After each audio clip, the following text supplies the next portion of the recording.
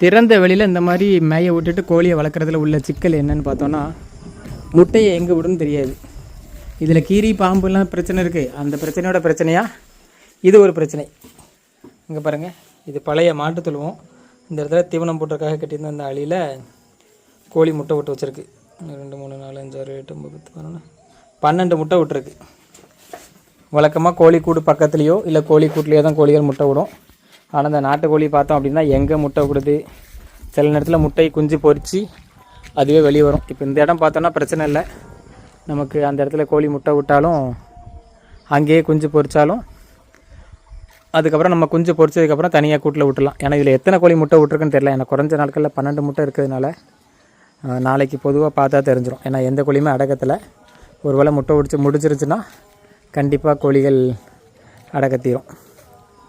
அதை நாளைக்கு எந்த கோழிங்கிறத கண்டுபிடிக்கணும்.